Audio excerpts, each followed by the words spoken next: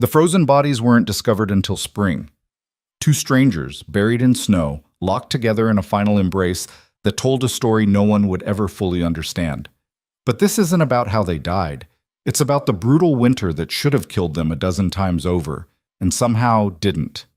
This is the story of a desperate man gambling everything on a woman he'd never met, a blizzard that tried to erase them both, and the wolves that came when they thought the worst had passed. Hit like, drop a comment with your city so I can see how far this story travels, and let me find out if you can handle what happened next. The train was 2 hours late, and Coulter Hayes was beginning to think that was Providence trying to save him from himself. He stood on the splintered platform of Bent Creek Station, watching his breath turn to fog in the December air, wondering what kind of fool sent $20 to a woman he'd never seen and expected her to show up. The station was little more than a wind-beaten shack with a crooked sign, and the few people waiting had already gone inside to escape the cold. Coulter stayed outside. He figured if she took one look at him through the window and decided to get back on that train, he'd rather not have witnesses. The wind picked up, carrying the smell of coming snow. He knew that smell. Grew up with it. Out here you learn to read weather the way some men read books, and what Coulter was reading now made his jaw tight. Big storm. Maybe the biggest he'd seen in years. And here he was, waiting for a city woman who probably thought Montana was all cowboys and sunshine. He pulled the letter from his coat pocket, unfolded it for the 100th time. The paper was soft from handling, the ink slightly smeared. Mr. Hayes, I accept your offer of marriage. I have no family remaining in Philadelphia and no prospects I consider worth staying for. I am 26 years old, healthy, and accustomed to hard work.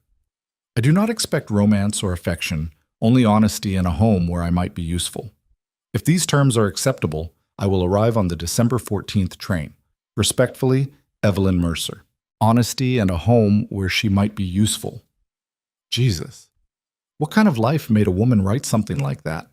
What kind of life made a man answer an ad in the back of a newspaper, for that matter?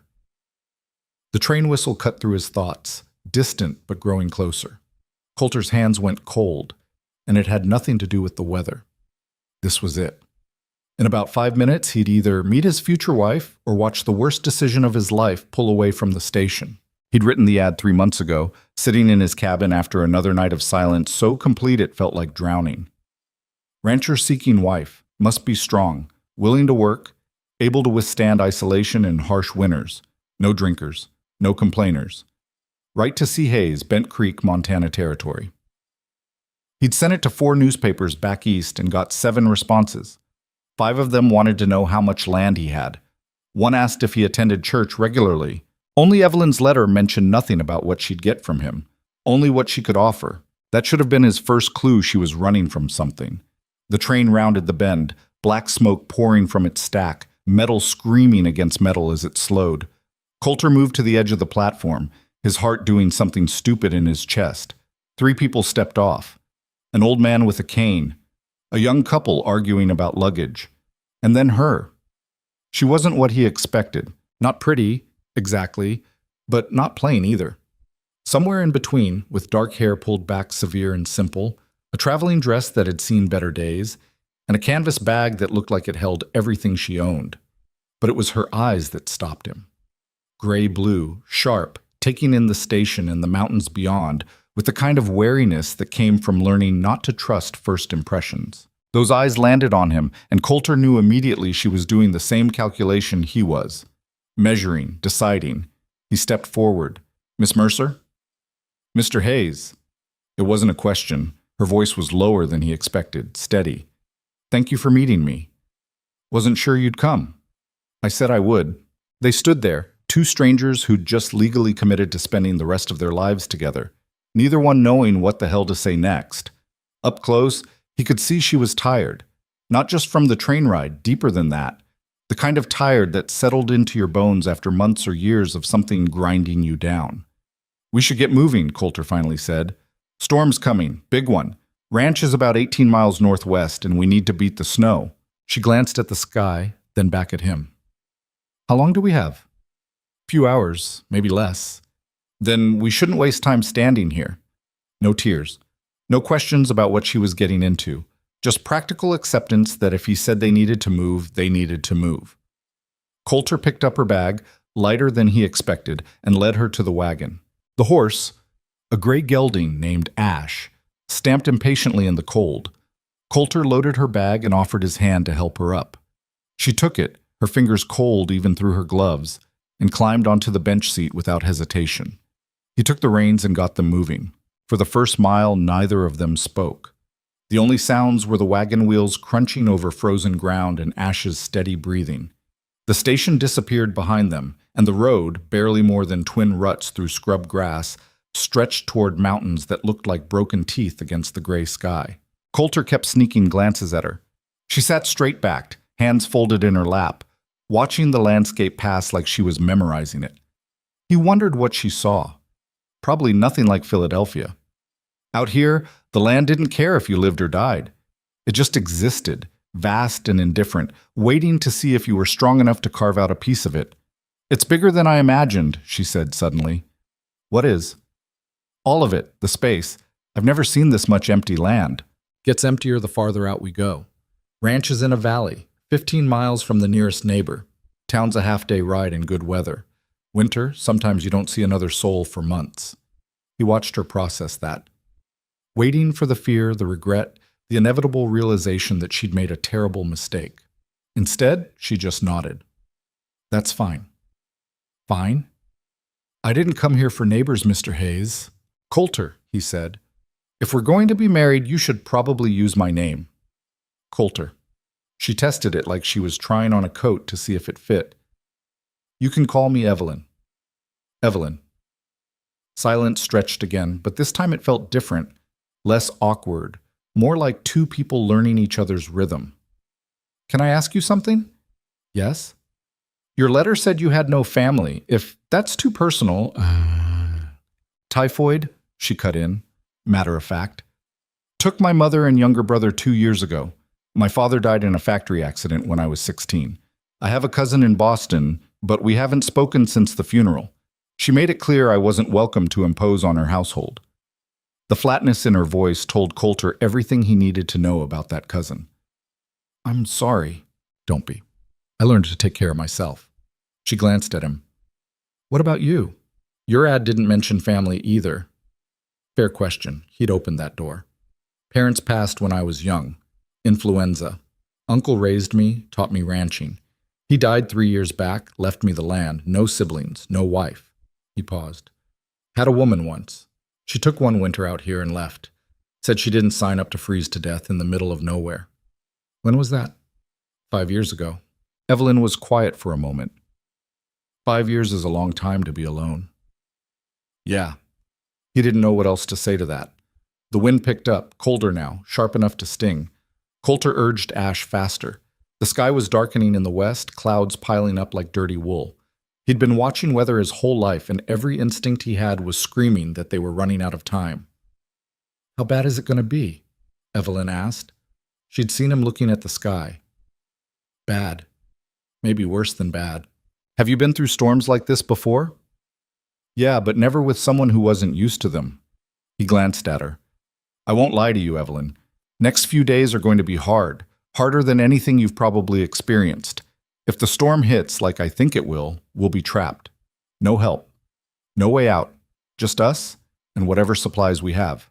She met his eyes, and there wasn't fear in them, just that same steady calculation. "Then tell me what I need to know. Don't treat me like I'm fragile." Something in Coulter's chest shifted.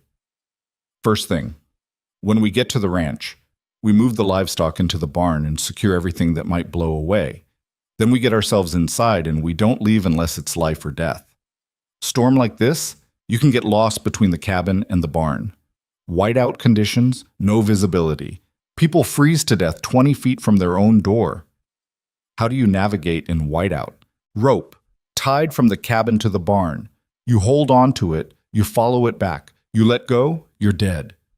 She absorbed that without flinching. "What else?" "Ration food and firewood. Keep the fire going but not too hot. We need the wood to last. Melt snow for water. Check on the animals twice a day if possible, but only if it's safe. If it's not safe, the animals wait." He paused. "And if something happens to me, you stay inside, you hear me? You don't come looking. You wait for the storm to pass." If something happens to you, I'll be alone out here with no idea how to survive. You'll survive longer inside than you will outside looking for me. That's assuming I'd be willing to sit inside while you die. Coulter turned to stare at her. We've known each other for an hour. And in an hour, I'll be your wife. You think I'm the kind of person who'd let you freeze because we're still strangers? He didn't have an answer for that. The first snowflakes started falling around mile 10, small at first, lazy, drifting down like they had all the time in the world. Within 15 minutes, they weren't lazy anymore. The wind shifted, coming hard from the northwest, driving the snow sideways. Visibility dropped. Hold on, Coulter said, snapping the reins. Ash broke into a faster trot, the wagon jolting over the rough ground. Evelyn gripped the seat, but didn't complain. The temperature was plummeting. Coulter could feel it through his coat, and he knew she had to be freezing in that thin traveling dress. But she didn't say a word. The ranch appeared through the snow like something from a fever dream. A small cabin, weathered gray wood, smoke already rising from the chimney. He'd banked the fire before leaving. A barn, bigger than the cabin, doors secured with rope, fencing around a paddock where 4 cattle and 2 horses stood with their backs to the wind. It wasn't much. Hell, it wasn't anything compared to what a city woman probably expected. But it was home. And right now it was the only thing standing between them and death. Coulter jumped down before the wagon fully stopped. Get inside, he shouted over the wind. Doors unlocked. Fire's going. I'll handle the animals. Evelyn didn't move to get down. I can help. You don't know what you're doing. Then tell me. He stared at her, snow already coating her hair and shoulders, and made a decision he'd probably regret. Fine. Grab the chickens from the coop behind the barn. Get them inside the barn, close the coop door so it doesn't blow away. Then help me get the cattle in. Move fast, don't think, and if you start losing feeling in your hands or feet, you tell me immediately. She was down from the wagon before he finished talking. The next 30 minutes were chaos. Coulter had done this before, prepped for storms, but never while trying to keep track of someone who'd never worked a ranch in her life. He got Ash and the other horses into the barn first, then turned to the cattle. The animals were already spooked, lowing and stamping, sensing the storm. He and Evelyn managed to herd them toward the barn, but one, a stubborn heifer, kept breaking away. Get behind her, Coulter yelled. Drive her toward the door. Evelyn moved, slipping once in the snow but getting back up without hesitating. She grabbed a stick from the ground and used it to guide the heifer, shouting and waving until the animal finally bolted through the barn door. By the time they got the last chicken inside and secured the barn, the storm was roaring. Wind screamed across the valley, driving snow so thick Coulter couldn't see the cabin anymore. Rope! He shouted, pointing to the line he'd strung earlier. Grab it, and don't let go. Evelyn's hands found the rope. Coulter took the lead, pulling them both forward, step by brutal step. The wind tried to tear him away. Snow caked his face, blinding him. His hands were numb. 20 feet, just 20 feet to the cabin door. He slammed into the wall first, felt along it until his frozen fingers found the door handle. He shoved it open, pulled Evelyn inside, and kicked the door shut behind them. The silence was shocking. They stood there, dripping melted snow onto the floor, breathing hard. Coulter's hands were shaking, from cold or adrenaline. He wasn't sure. Evelyn's lips had a blue tint that scared him. Fire, he managed. Get by the fire. She moved like she was in a dream, stumbling to the hearth where flames crackled. Coulter followed, adding more wood, building the heat up. Outside, the wind howled like something alive and furious. Take off your wet clothes, he said, not looking at her. There's blankets in the chest by the bed. You need to get warm. You're shaking. I'm fine. You're not fine. Her voice was sharp. You're hypothermic. So are you. They stared at each other, 2 half-frozen strangers in a cabin that suddenly felt very small. Then Evelyn did something that surprised him. She laughed. Not hysterical, just exhausted and slightly unhinged. This is my wedding day, she said. I'm standing in a cabin in Montana, half frozen, covered in chicken feathers, with a man I met 3 hours ago, and there's a blizzard trying to kill us. Coulter felt his own laugh building, equally unhinged. Yeah, that about covers it. Do you have any whiskey?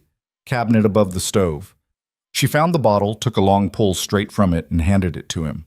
Coulter drank, feeling the burn spread through his chest. It helped. They stripped off their wet outer layers in silence, Coulter turning his back to give her privacy, both of them wrapping themselves in blankets. The cabin was small. One room, a bed in the corner, a table and 2 chairs, the fireplace, a stove, shelves with supplies. Simple. Sparse. Not what any woman dreamed of for her first home. "I know it's not much," Coulter started. "It's fine. Evelyn, I mean it." She sat in one of the chairs, blanket pulled tight around her shoulders, and looked at him with those steady eyes. "I didn't come here expecting luxury. I came here because I needed somewhere to go, and you needed someone to help you survive. That's the deal we made. This cabin is fine." Coulter sat in the other chair, the bottle of whiskey between them. The fire crackled. Outside, the storm raged. "We should probably make it official," he said quietly. "What?" "The marriage. I mean, we're supposed to go into town, find a preacher, do it proper. But that's not happening now.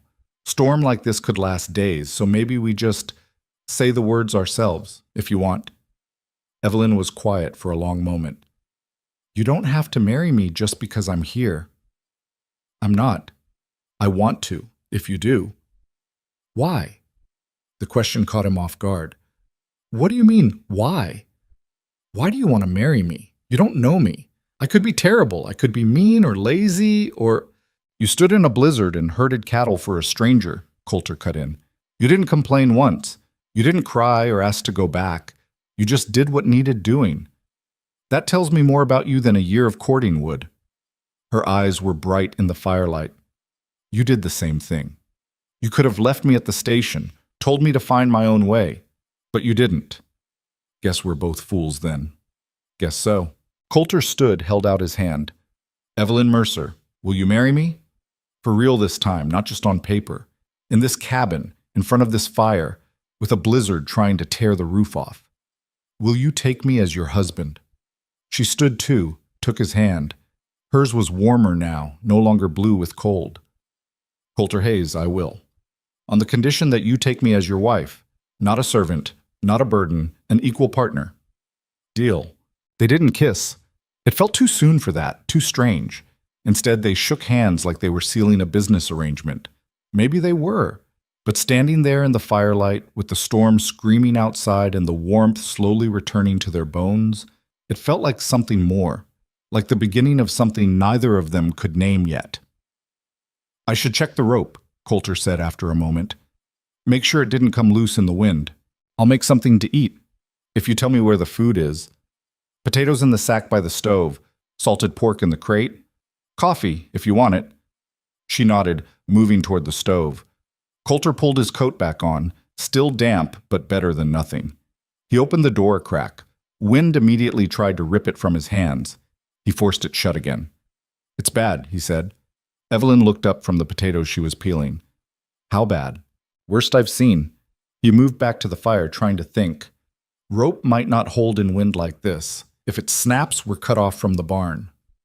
"Can we replace it?" "Not in this. We'd never make it." They looked at each other, the reality settling between them. If the rope failed, the animals were on their own.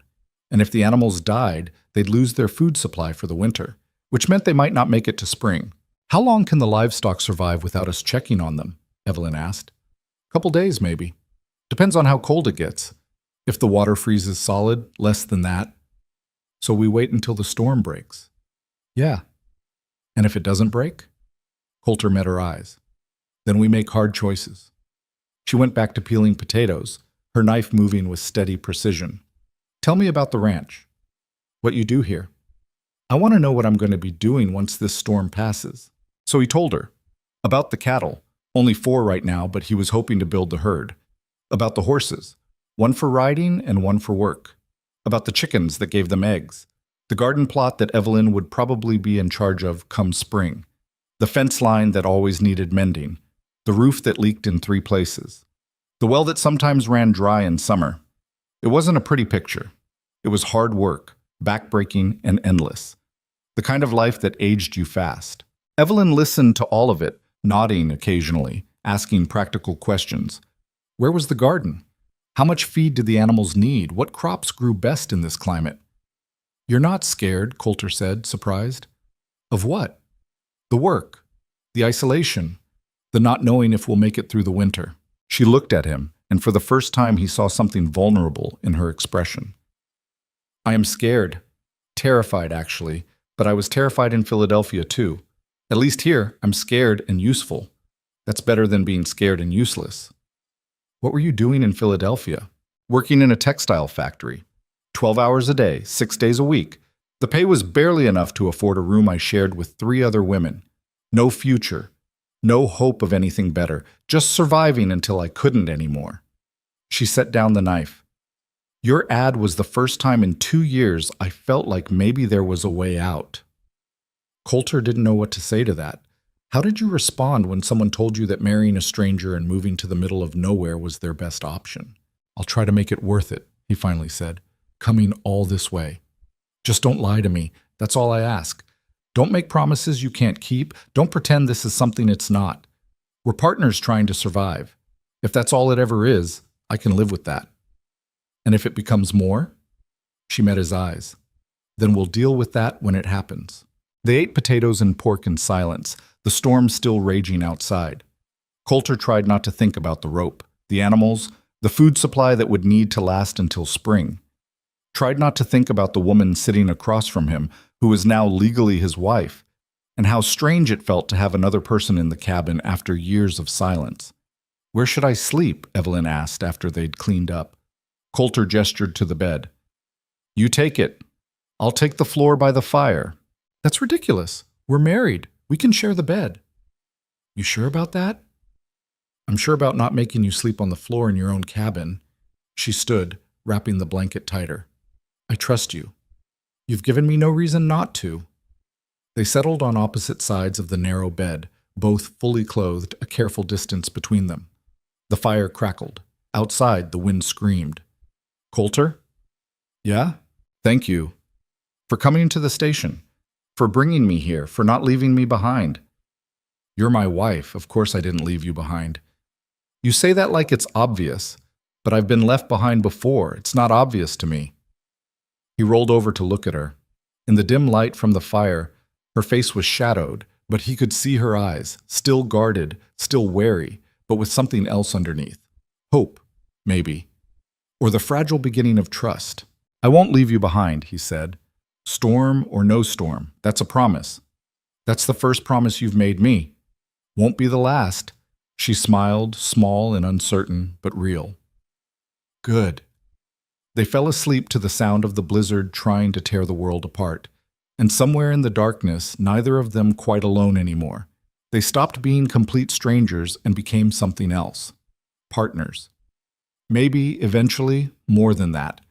But first, they had to survive the night. But for poet. The storm didn't let up.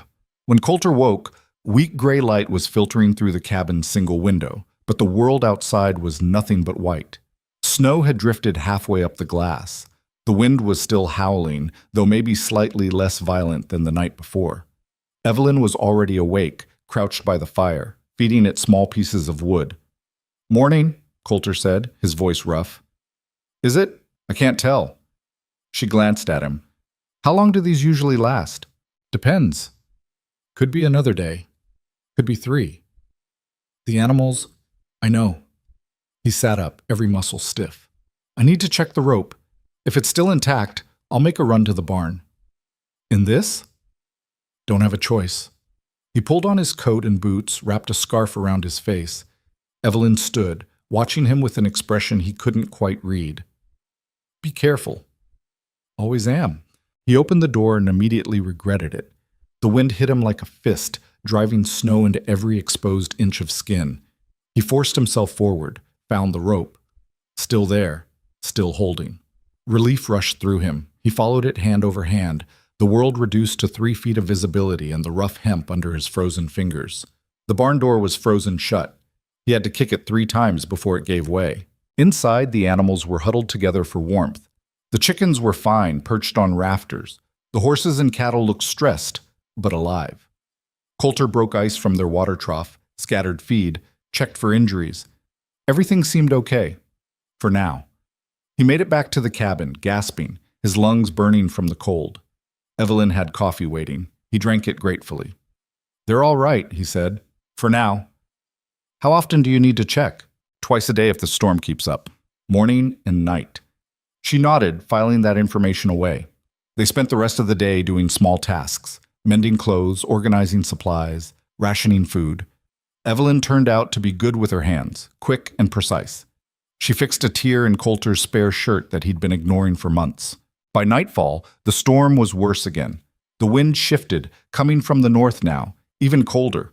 Coulter checked the barn once more, fighting his way through drifts that were waist-deep in places. When he got back, his hands were so numb he couldn't unfasten his coat. Evelyn had to do it for him, her fingers quick and efficient. "You're going to lose fingers if you keep this up," she said. "Animals need water. And we need you alive." They argued about it, the first real argument of their marriage. Evelyn insisted there had to be a better way than making these death runs twice a day. Coulter insisted there wasn't. Finally, they compromised. Morning checks only, unless something seemed wrong. That night, they lay in bed again, listening to the storm. It felt different from the first night, more familiar somehow, less terrifying. "Tell me something about yourself," Evelyn said into the darkness. "Like what?" "I don't know. Anything. Something that's not about survival or ranching or the storm." Coulter thought. "I like reading. Not good at it, but I like it. Uncle had a few books. I've read them so many times I have them memorized." "What books?" "Treasure Island, some Shakespeare, a book about the Roman Empire." "I used to read too. Before—" She trailed off. "I miss it. I've got the books here. You can read them if you want." "I'd like that." Another silence, but comfortable now. "Evelyn?" "Yeah?" "I'm glad you came, even with the storm, even with everything being—" He struggled for the word. "Terrifying and uncertain?" "Yeah, that." He felt her hand find his under the blanket. Her fingers were warm. "Me too," she said softly. "I'm glad I came." And lying there in the darkness, with the blizzard screaming outside and no guarantee they'd live through the week, Coulter Hayes felt something he hadn't felt in 5 years. Not quite hope, but close. Very close. The storm didn't break on the third day like Coulter hoped. It got worse.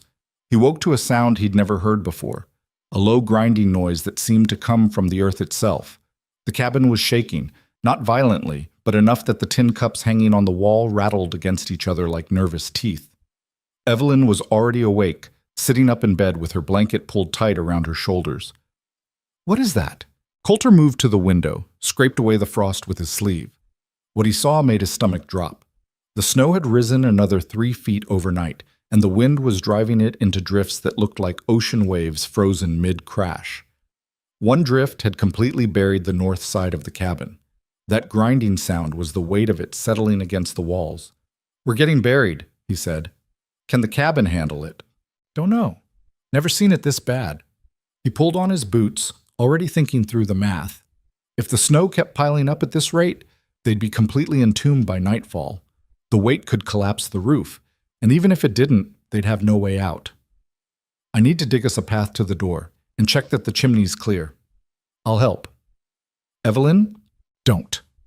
She was already pulling on the spare pants and shirt he'd given her, wool socks layered thick. "We've been through this. You can't do everything alone." She was right, but that didn't make him like it. They wrapped themselves in every layer they could find, tied scarves across their faces, and prepared to step into hell. The door wouldn't open. Coulter had to throw his shoulder against it 3 times before the snow gave way enough to create a gap. The wind immediately tried to slam it shut again. He wedged his boot in the opening and forced it wider. Outside was a white nightmare. The world had disappeared. No mountains, no valley, no barn, just snow and wind and cold that felt like it could strip flesh from bone. "Stay close," Coulter shouted, but the wind tore his words away. They dug. Coulter used a shovel he kept by the door. Evelyn used a board ripped from an old crate. The snow was heavy, wet, the kind that soaked through gloves in minutes. Every shovelful they moved, the wind filled back in. It was like fighting the ocean. After 20 minutes, Coulter's arms were burning and his lungs felt like he'd swallowed glass. He glanced at Evelyn. She was still digging, methodical and relentless, but her lips were pale and her hands were shaking. "Inside!" he shouted. "Now!" They stumbled back through the door. Coulter slammed it shut and they both collapsed on the floor, gasping. The cabin felt warm as summer compared to what they'd just been in, but Coulter knew that was an illusion. The temperature inside was barely above freezing. "Your hands," Evelyn said, still breathing hard. He looked down. His gloves were soaked through, fingers red and swollen. He couldn't feel 3 of them. "Yours aren't better." Her gloves were in the same condition. They stripped them off, held their hands close to the fire. The return of feeling was agony, sharp needles of pain that made Coulter's jaw clench. Evelyn made a small sound, quickly cut off, but he saw the tears at the corners of her eyes. "We can't keep doing this," she said once the pain faded to a dull throb. "Don't have a choice." "There's always a choice. We just don't like the alternatives." Coulter knew what she meant. They could stop trying to maintain the path, let themselves get buried, hope the cabin held and the snow eventually stopped. Or they could keep fighting, keep digging, and risk freezing to death in the process. "The animals need checking," he said. "When did you check them last?" "Yesterday morning." "So they're all right for now?" It wasn't a question. Evelyn stood, moved to the stove, started making coffee from their dwindling supply. "We need to think this through instead of just reacting. What's the actual danger right now? To us, I mean, not the livestock." Coulter forced himself to think past the panic clawing at his chest. "Roof could collapse. Chimney could get blocked, and we'd suffocate on smoke. We could run out of firewood because I can't get to the woodpile. And if we stay trapped too long—" He didn't finish that sentence. "We starve," Evelyn finished for him. "How much food do we have? Month, maybe, if we're careful. And if the storm lasts longer than a month? It won't. But if it does?" He met her eyes. "Then we're dead. But worrying about that now doesn't help us." She poured coffee, handed him a cup. Her hands were steadier than his. "So we prioritize. Keep the chimney clear. That's survival. Monitor the roof. Also survival. The path to the door and the animals, those are secondary. We do what we can, when we can, but we don't kill ourselves trying." It was the practical thing, the smart thing. And Coulter hated it because it meant accepting that the livestock might die, which meant their future died with them. But she was right. They had to survive this week before they could worry about spring. "All right," he said. "We do it your way." They fell into a rhythm over the next 2 days. Every few hours, Coulter climbed onto the roof, accessed through a narrow hatch in the ceiling, and cleared snow from the chimney and the worst of the drifts. It was brutal work, exposed to the full force of the wind, but necessary. Evelyn took over managing their supplies, rationing food and firewood with an efficiency that surprised him. She'd make a pot of weak soup stretch for 2 days, watering it down until it was barely more than broth, but keeping them fed. At night they'd lie in bed and talk. Small things mostly. Evelyn told him about Philadelphia, about the factory where she'd worked. She described the noise, the constant clatter of machines that left her ears ringing even in sleep, the lint that filled the air until every breath tasted like cotton. The other women who worked beside her, most of them too tired to be friends but too familiar to be strangers. "There was a girl," Evelyn said one night. "Anna, 16, maybe 17. First week there, her hair got caught in one of the machines." She was quiet for a moment. "They stopped the line for 20 minutes to cut her loose. She lost most of her scalp. They docked everyone's pay for the lost time." Coulter felt sick. "What happened to her?" "I don't know. She never came back?" Evelyn's voice was flat, empty of emotion. "That's when I started looking at the ads in the back of the newspaper. Figured if I was going to risk dying, might as well be somewhere I could breathe clean air. This isn't exactly safe either. No, but at least here, if I die, it'll be from weather or wolves or some honest thing, not from a machine that doesn't care if I exist or not." He understood that. Out here, the land was brutal, but it wasn't cruel. It didn't single you out. It tested everyone equally. Coulter told her about his uncle, about learning to ranch when he was barely tall enough to reach a horse's stirrup, about the first time he delivered a calf on his own and the pride he'd felt when it survived, about the woman who'd left, whose name was Sarah, and how he'd woken up one morning to find a note on the table and all her things gone. What did the note say? Evelyn asked. That she was sorry, that she tried, that some people weren't made for this kind of life. He stared at the ceiling. She wasn't wrong. Most people aren't made for this. Are you? Don't know what else I'd be made for. That's not the same as wanting it. Coulter rolled over to look at her. In the dim firelight, her face was all shadows and angles. You think I don't want this? I think you want it, but I also think you're lonely. And I don't know if those two things can exist together without one of them winning eventually. She was too perceptive. It made him uncomfortable and also relieved, like finally someone could see him clearly enough to understand. What about you? You want this? I want to survive. If I can do that here, then yes. If this place kills me, she shrugged. At least I'll have tried something different. They were still strangers in so many ways, but lying there in the dark, with the storm trying to erase them, Coulter felt something shifting. Not love. Too soon for that. But trust. Maybe. The beginning of understanding that they were both running from something, and maybe towards something too. On the 5th day, disaster struck. Coulter had gone up to clear the chimney again. It was late afternoon, the wind screaming, visibility down to nothing. He worked fast, shoveling snow off the roof, trying not to think about the drop to the ground or the ice that made every step treacherous. He was almost done when he heard the scream. For a second, his brain couldn't process it. Then he was moving, scrambling toward the hatch, dropping through it so fast he nearly broke his ankle on the landing. Evelyn was on the floor near the door, clutching her leg. Her face was white, twisted with pain. What happened? Coulter dropped to his knees beside her. I was checking the door, thought I heard something, and I slipped on the ice. My ankle. She bit down on whatever sound wanted to escape. I think it's broken. Coulter's hands were gentle as he examined her ankle, but she still flinched. It was already swelling, the skin starting to bruise. He couldn't tell if it was broken or just badly sprained, and out here, it didn't matter. Both meant the same thing. She wasn't walking on it. Can you move your toes? She tried, managed it, but the pain made her gasp. Yes, probably not broken then, bad sprain. He sat back, running through options and finding none of them good. You need to stay off it completely.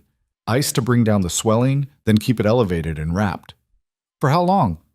Week, maybe 2. The implications settled between them like another weight of snow on the roof. If Evelyn couldn't walk, she couldn't help, which meant Coulter was doing everything alone again, in the middle of the worst storm he'd ever seen. I'm sorry, Evelyn said, and there were tears on her face now, not from pain, from frustration. I'm so sorry, I should have been more careful. Stop. Coulter gripped her shoulders. This isn't your fault. It's ice and bad luck. We'll manage. How? He didn't have an answer for that. He got her settled in bed, ankle wrapped, and elevated on their spare blanket rolled up. He made her drink whiskey for the pain, even though she protested they needed to save it. Then he went back outside to finish clearing the chimney, because if he stopped moving, he'd have to think about how impossible everything had just become. That night was the worst since the storm started. The wind reached a new level of violence, battering the cabin like it wanted to tear it apart board by board. Something crashed outside. Maybe part of the barn roof, maybe the chicken coop. Coulter couldn't tell and couldn't check. Evelyn lay in bed, her face tight with pain despite the whiskey. Coulter sat beside her, feeding the fire, trying not to let her see how scared he was. Talk to me, she said quietly. I need to think about something other than this. What do you want to talk about? Anything. Tell me about summer here. What's it like? So he did. He described the valley when it wasn't trying to kill them, the grass that grew thick and green, high enough to brush a horse's belly. The wildflowers that covered the hillsides in July, purple and yellow and white. The way the creek ran clear and cold, full of trout. The sky so blue it hurt to look at, stretching forever in every direction. Sounds like a different world, Evelyn said. It is. You'd like it. He paused. We could have a real garden, grow vegetables, maybe some herbs. Uncle used to have strawberries. I could rebuild that patch for you. I'd like that. They were planning a future neither of them was sure they'd live to see, but it helped, gave them something to hold on to besides fear. Around midnight, Coulter heard it. A crack, sharp and loud, cutting through even the storm's roar. He was on his feet instantly. What was that? Evelyn tried to sit up. Stay down! Coulter grabbed the lantern, moved toward the door. Another crack, and this time he felt it. A shudder running through the cabin's frame. The roof beam. He scrambled up through the hatch, lantern held high. The main support beam that ran the length of the cabin had split. Not all the way through, but enough. The weight of the snow was buckling it. If it gave way completely, the roof would collapse. They'd be buried alive. Coulter climbed back down, his mind racing. We need to brace the beam. Now. With what? He looked around the cabin. They didn't have spare lumber. Everything was being used, except the bed frame, he said. Coulter, no. Where will we sleep? On the floor, if we're alive. He was already pulling the thin mattress off, revealing the wooden frame underneath. It was old but solid, made from thick pine. Help me get this apart. Evelyn pulled herself across the floor, ankle dragging, and together they dismantled the bed frame. It took precious minutes they didn't have. Another crack sounded above them, and dust sifted down from the ceiling. Coulter climbed back onto the roof with two of the longest boards, rope, and nails. The wind nearly knocked him off immediately. He couldn't see anything, could barely breathe, but he felt along the beam until he found the crack, then lashed the boards against it, creating a splint. He drove nails through the boards and into solid wood, working by feel more than sight. His hands were numb again. The nails kept slipping. One of them fell through a gap in the roof boards and was lost to the snow below. He had 4 nails left. They had to be enough. When he finally climbed back down, he was shaking so hard he could barely stand. Evelyn pulled him to the fire, stripped off his frozen coat, wrapped him in blankets. Did it work? She asked. Don't know. Maybe. He couldn't feel his fingers at all now. 3 of them were white, the skin waxy. Frostbite. We'll find out if we wake up tomorrow. She made him put his hands in lukewarm water, gradually increasing the temperature. The pain when feeling returned was worse than anything he'd experienced. He gritted his teeth, refused to make a sound, but Evelyn saw anyway. You're going to lose those fingers if we're not careful, she said. I know. We need to keep them warm and dry. No more roof work. If the beam fails, then it fails and we deal with it. But you're no good to either of us with dead fingers. Her voice was sharp, almost angry. You hear me? No more. He nodded, too exhausted to argue. They slept on the floor that night, the mattress between them and the boards. It was less comfortable, but neither of them cared. They were alive. The roof was holding. That was enough. Days blurred together after that. Coulter's fingers recovered, slowly, painfully. But he kept them bandaged and avoided going outside unless absolutely necessary. Evelyn's ankle improved too, the swelling going down, though she still couldn't put weight on it. They were running low on everything: food, firewood, coffee, hope. The storm showed no signs of stopping. Coulter had lost track of what day it was. Could have been a week since it started, could have been 2. He started sleeping more, which scared him. He knew what that meant. The cold was getting to him, seeping into his bones, making his body want to shut down. Evelyn noticed. She'd wake him up every few hours, make him drink water, make him eat even when he wasn't hungry. Stay with me, she'd say, and he'd force himself awake. One night, or day, he couldn't tell anymore. She was the one who seemed off. Her forehead was hot when he touched it. Fever. I'm fine, she insisted, but her teeth were chattering. She wasn't fine. The cold, the stress, the injury, it had all caught up with her. Her body was giving up. Coulter stripped off his shirt, pulled her close, wrapped them both in every blanket they had. Skin to skin, sharing heat, because if her temperature kept rising, she'd burn out and there wasn't a damn thing he could do about it out here. Tell me about the strawberries, she whispered against his chest. What? The strawberry patch. You said your uncle had one. So he told her. Made up details he didn't remember, painting a picture of fat red berries warm from the sun, the way they'd taste fresh picked, juice running down your chin.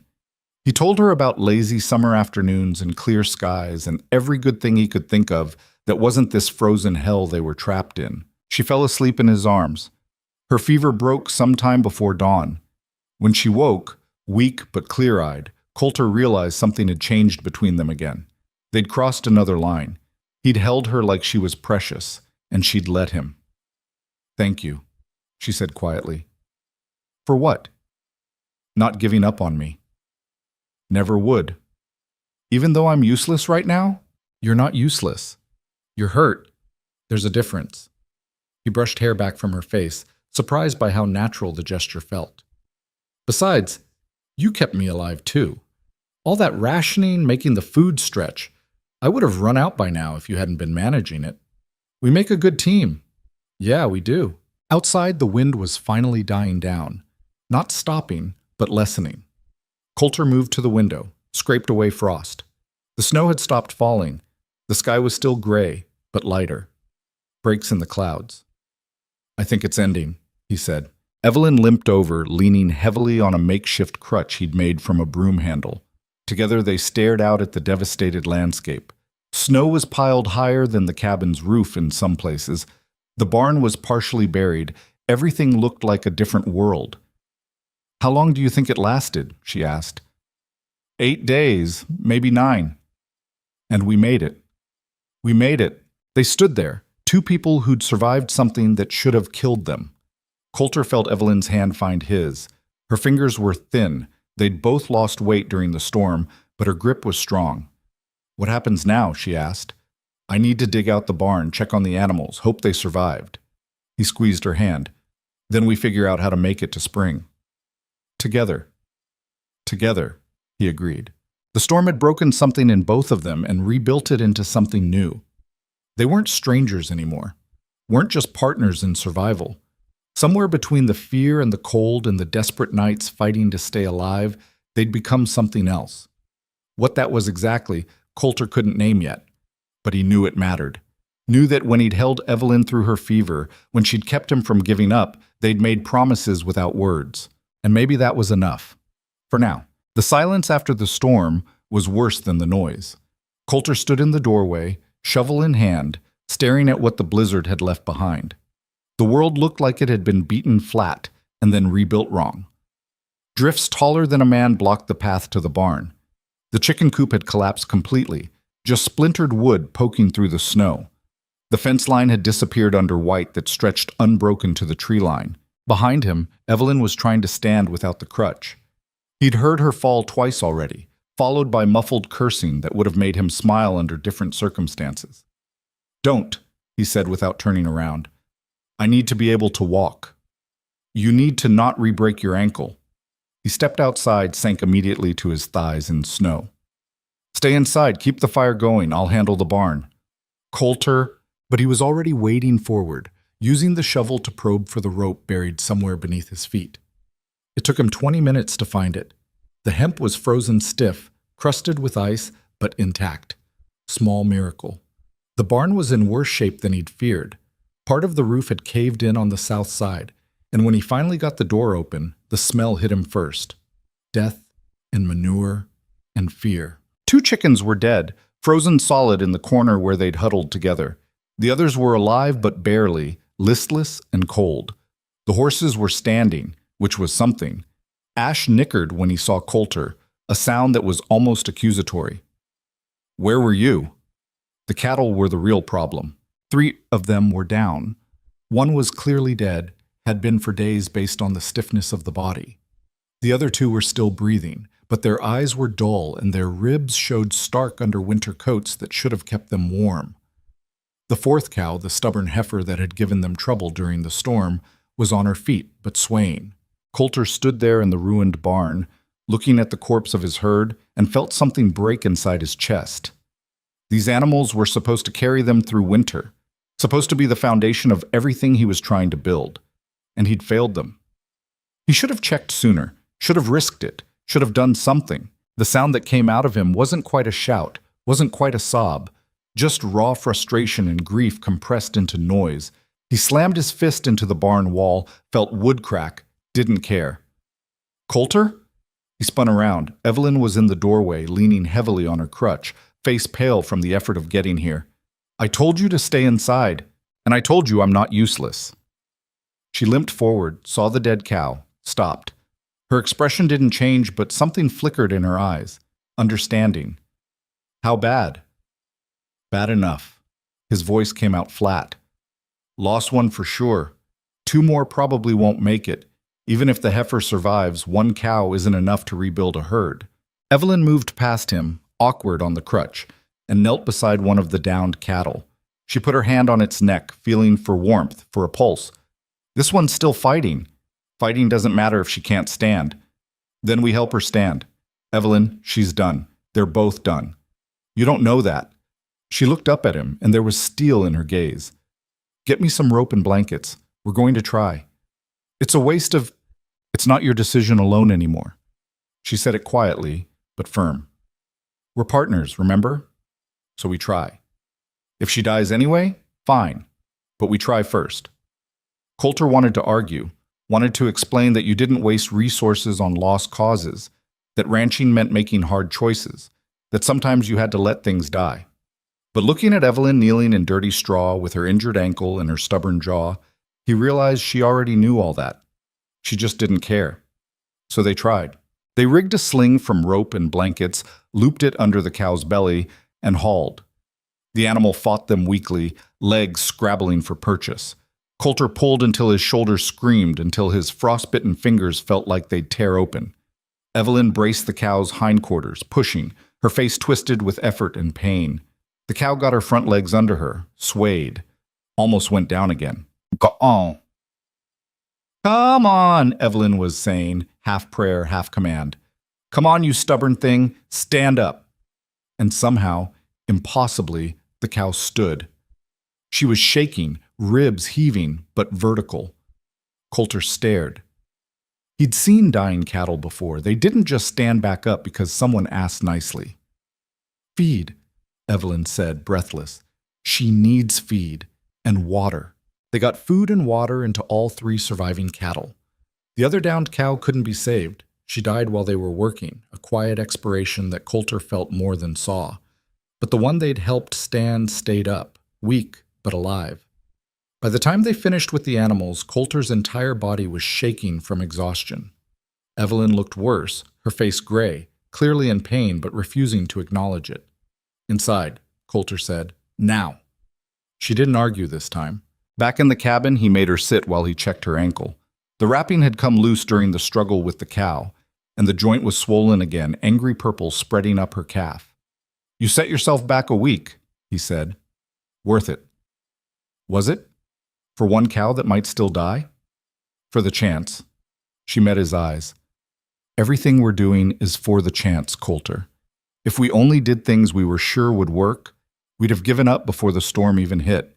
He wanted to be angry with her, wanted to lecture her about practicality and survival and not taking stupid risks. But she was right, and they both knew it. You're impossible, he said instead. I've been called worse. She winced as he rewrapped the ankle, tighter this time. What about the dead one? I'll deal with it. How? Butcher what I can before it spoils completely. The rest... He shrugged. Drag it far from the barn. Let the scavengers have it. It took him the rest of the day to butcher the cow. His hands were clumsy from the cold and the lingering frostbite damage, and he kept having to stop to warm them. The work was grim, bloody, his knife slipping on frozen hide. But when he was done, they had meat. Not as much as he'd hoped.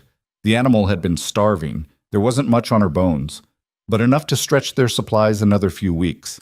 He dragged what remained of the carcass 100 yards from the barn into a shallow ravine where the snow wasn't as deep. His back was screaming by the time he finished. Everything hurt. He stood there, breathing hard, looking at the stripped bones and frozen blood, and wondered how many more things would die before winter released its grip. That's when he heard them, distant at first. A sound that could have been wind, except the air was still now. He turned slowly, scanning the tree line. Yellow eyes stared back. Wolves. Coulter's stomach went cold. He counted 6 of them, maybe more in the shadows between the trees. Big ones, winter lean and desperate. They'd smelled the blood, smelled death, and now they were watching him with an intensity that said they were calculating whether he was prey or predator. He backed away slowly, not running, keeping his eyes on the pack. One of them, the alpha, had to be, took a step forward. Testing. Coulter grabbed the shovel he'd been using, held it like a weapon. Get back! The wolf paused, but it didn't retreat.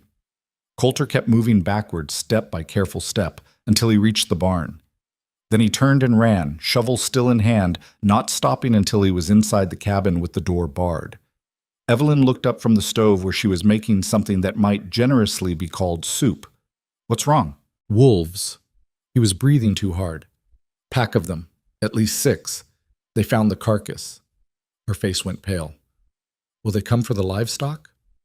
"Maybe. Probably." He set the shovel down, moved to the window. Nothing visible now, but he knew they were out there. "They're starving. Storm was hard on them too. They'll go after easy prey. The cattle are easy prey. Yeah." They looked at each other, the implications settling heavy between them. 3 cattle left, 1 barely recovered. If the wolves took them, that was it. No herd, no future. "We have to protect them," Evelyn said. "I know." How? Coulter thought. The barn was damaged, gaps in the roof and walls where wolves could potentially get in. The cattle were weak, couldn't defend themselves. And there were only 2 humans against a whole pack. "I'll sleep in the barn," he said finally. "Keep watch. If they come, You'll what? Fight 6 wolves alone?" "You have a better idea?" "Yes, we both keep watch. Take shifts. That way at least one of us is alert." "You can barely walk." "I can sit. I can hold a rifle. I can shoot." She stood, wobbled, caught herself on the table. "Don't tell me I can't help. Your ankle." "My ankle is irrelevant if we lose everything." Her voice was sharp. "We do this together or we fail together. Choose." Coulter looked at her, this woman who'd shown up 3 weeks ago knowing nothing about ranching or survival, who'd fought through a blizzard and a busted ankle and never once complained, who was standing there now ready to face down wolves with a leg that could barely support her weight. "Together," he said quietly. "But if it gets bad, you go back to the cabin. Promise me." "I promise." She limped to the corner where he kept the rifles, pulled one down, checked the chamber with practiced ease. "Where did you learn to shoot?" "My father, before he died." She loaded the rifle, movements sure despite her shaking hands. He said a woman should know how to protect herself. Guess he was right. They gathered what they needed: rifles, ammunition, blankets, a lantern. Coulter helped Evelyn to the barn, supporting most of her weight. Inside, they set up a watch post in the loft where they could see the whole interior. The surviving cattle were huddled together below, the horses nervous and stamping. Night fell fast this time of year. Within an hour, the only light was from their lantern, casting jumping shadows across the barn walls. "Tell me about them," Evelyn said quietly. "The wolves. What are they thinking?" "They're thinking we're between them and food." Coulter scanned the darkness beyond the barn door, which he'd left cracked open so he could see out. "They're smart, patient. They'll test us, look for weakness. If they think they can take us, they will. And if they can't, then they'll wait. Wolves can wait a long time." Hours passed. Coulter's eyes burned from staring into the dark. Beside him, Evelyn was quiet but alert, rifle across her lap. Every sound made them tense.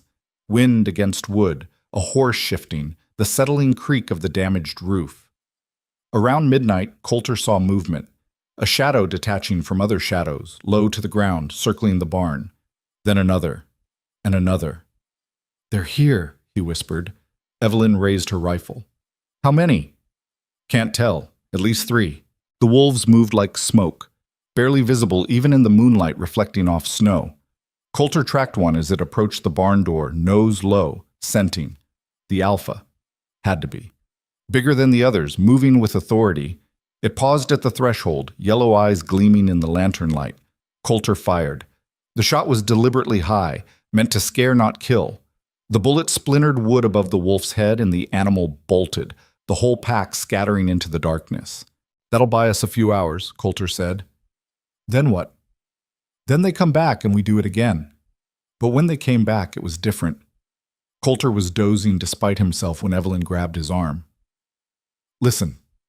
He heard it. A scratching sound. Not from the door, from the roof. They looked up. Through the gaps where the roof had caved in, he could see movement. A wolf had climbed onto the barn, was testing the damaged section, looking for a way in, Smart bastards, Coulter muttered. He aimed at the gap, fired again, yelp of pain, scrabbling retreat. But now he knew they were thinking three-dimensionally. The barn wasn't a fortress. It was a box with holes. We can't keep this up all night, Evelyn said. Don't have a choice. There's always a choice. She was looking at something, her expression calculating. The carcass. It's still out there, right? Yeah, why? Because that's what they really want, not the cattle. The easy meal. She turned to him. What if we gave them a reason to focus on that instead of us? They're already focused on it. That's why they're here. But they know we're protecting the barn. So they're trying to get through us to reach new prey. What if we made it clear the barn is defended, but the carcass isn't? Coulter understood what she was suggesting. You want to let them have it. I want them to think they outsmarted us. Let them take the carcass, fill their bellies, move on. If they're fed, they won't risk fighting us for more. It made sense. Brutal sense, the kind that survived frontier winters. But it meant leaving the barn, leading the wolves away from the livestock, and hoping they took the bait instead of deciding humans were easier prey. I'll do it, Coulter said. No, I will. You can't walk. I can shoot better than you. She said it flatly, stating fact, not boasting. You've seen me. I don't miss. You need someone who can drop a wolf in one shot if this goes wrong. Evelyn, we don't have time to argue. She was already moving, awkward with the crutch, but determined. I'll position on the cabin porch.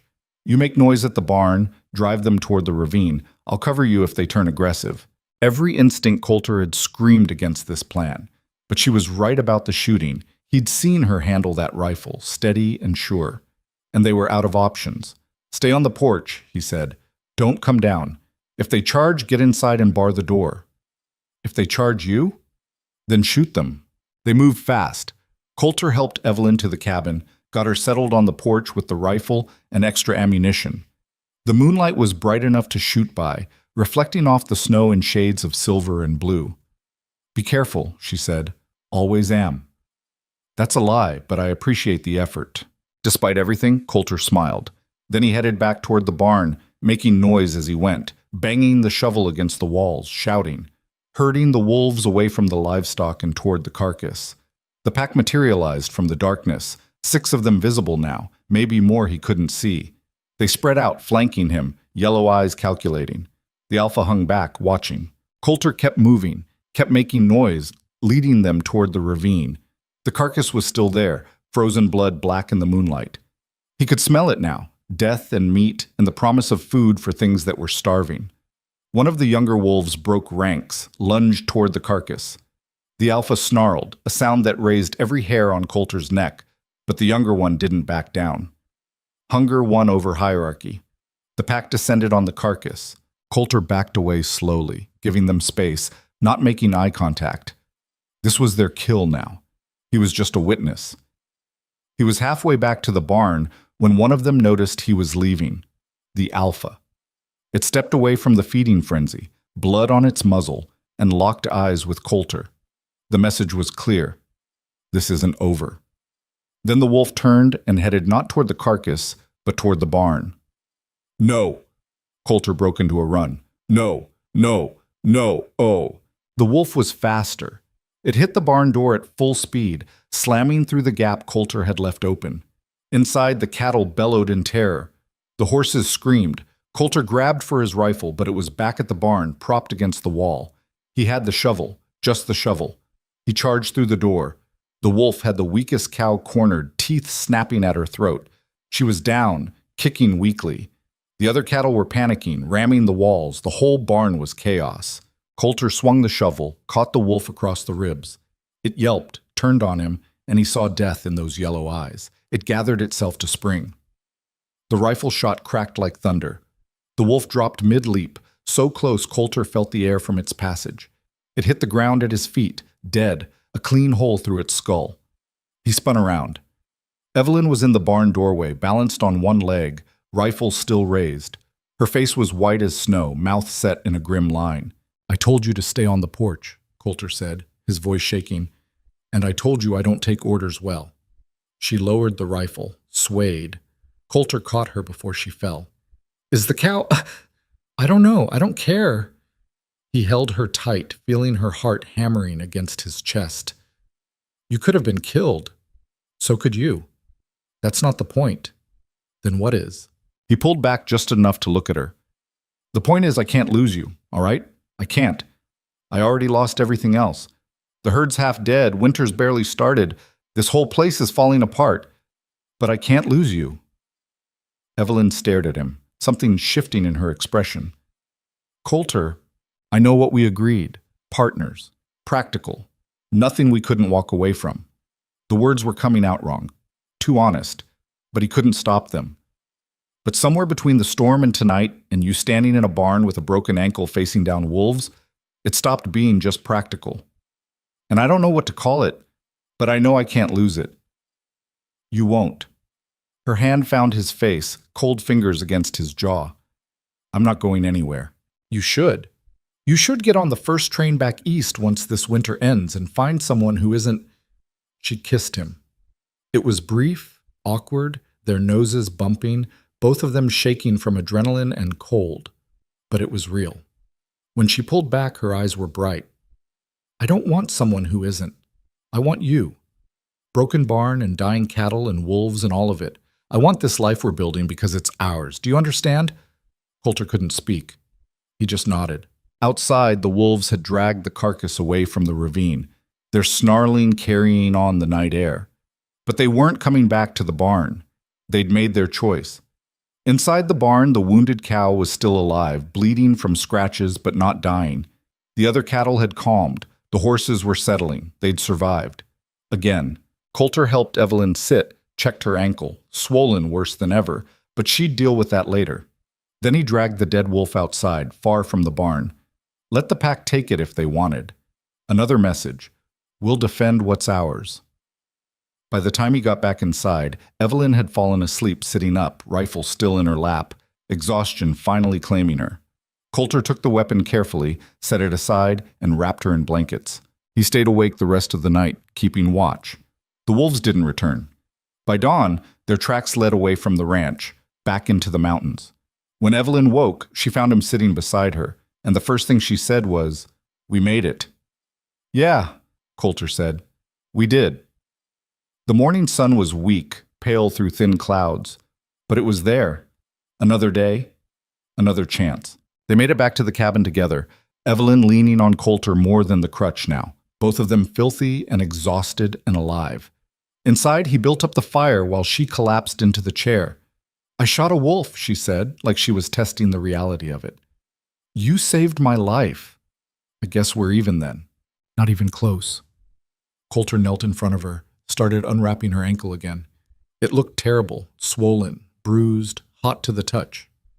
"You need to stay off this for at least a week. No arguments." "A week? Coulter, we have work." "I'll handle it.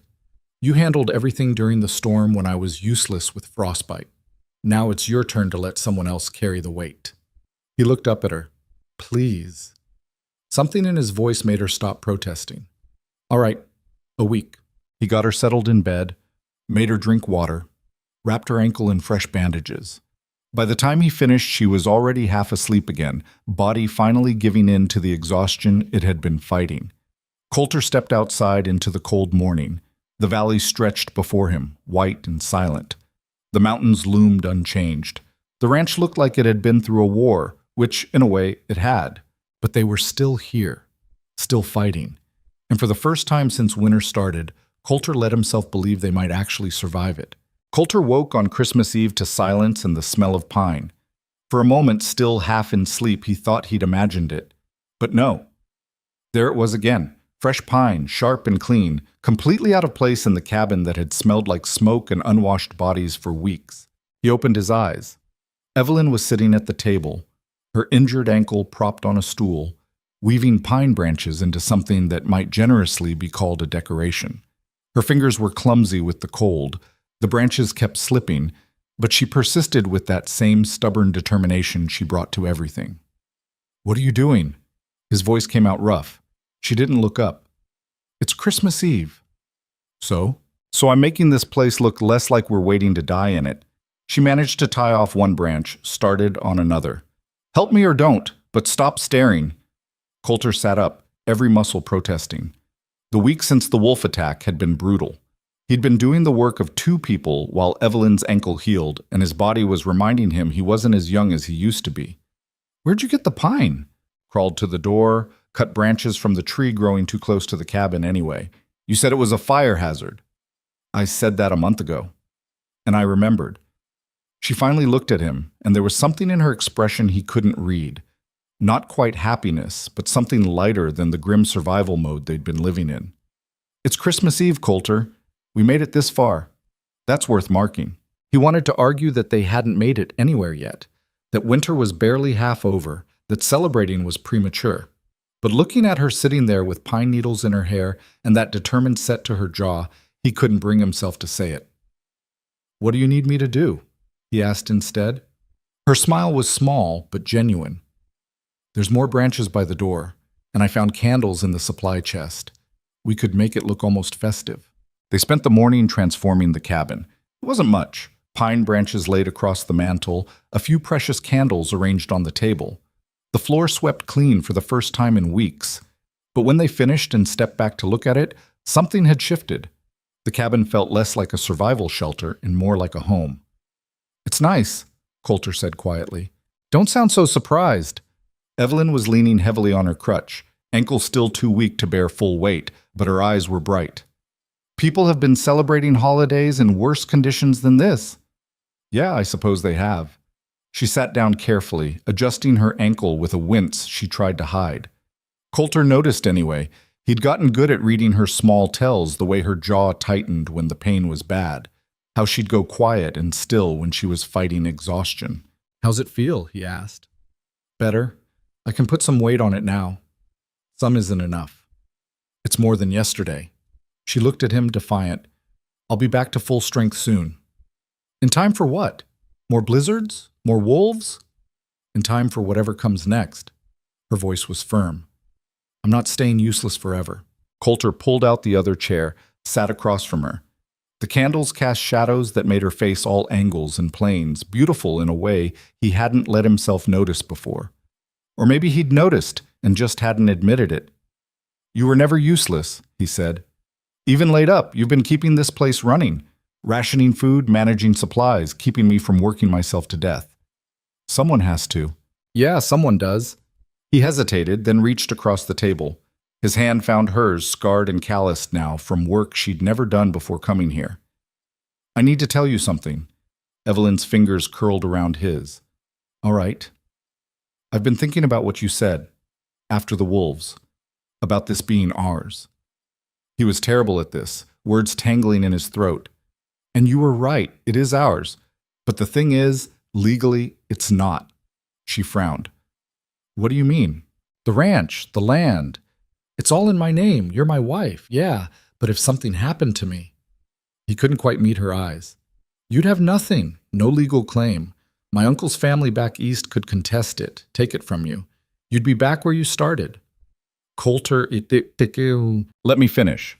He pulled his hand back, stood, moved to the small desk in the corner. From the bottom drawer, he withdrew a leather folder he'd been working on in secret whenever Evelyn was asleep. Inside were papers, legal documents he'd painstakingly filled out by candlelight. "I had these drawn up before I went to meet you at the station. Was going to do it proper with a lawyer in town, but that obviously didn't happen." He laid the papers on the table in front of her. Evelyn looked down, started reading. Her eyes went wide. "This is a deed." "Yeah. With my name on it. Joint ownership, 50-50. Everything I have, you have equal claim to." He watched her face, trying to gauge her reaction. "I know we married out of necessity. I know this wasn't what you signed up for, but you've earned this, Evelyn. Every frozen morning, every night standing watch, every time you pushed through pain to keep us going. This place is as much yours as mine." She was quiet for a long time, just staring at the papers. When she finally looked up, there were tears tracking down her face. "Why? Why what? Why would you do this? You don't know me. Not really. I could take this and leave, sell my half, take the money, disappear." "You could." Coulter sat back down. "But you won't." "How do you know?" "Because you're still here. You could have given up a dozen times by now. During the storm, when you hurt your ankle, when the wolves came. But you didn't. You stayed and you fought and you proved that you're not someone who runs when things get hard. He reached across the table again, took both her hands this time. I trust you, Evelyn. Maybe I'm a fool for it, but I do. You're not a fool. Her voice was barely a whisper. You're the most honest person I've ever met. Then be honest with me. Do you want this? Not out of obligation or survival, or because you don't have anywhere else to go. Do you actually want to stay here, build this life, make it ours? Evelyn was crying openly now, not bothering to wipe the tears away. Yes, I want it so badly it scares me. Why does it scare you? Because I've never had anything worth losing before. She squeezed his hands hard. Everything I cared about got taken away. My family, my home, every chance I thought I had at a different life. And now I'm sitting here in a half-broken cabin in the middle of nowhere with a man I've known for less than a month. And it feels more like home than anywhere I've ever been. That terrifies me. Coulter understood that fear, had been living with his own version of it since the moment he'd seen her step off that train. The fear of hoping for something, of letting himself want it, only to watch it slip away. I can't promise it won't be hard, he said. It will be. Probably harder than anything either of us has faced. But I can promise I won't give up on it. On us. On this. He gestured at the cabin, the ranch beyond it, the life they were trying to build. Whatever comes, we face it together.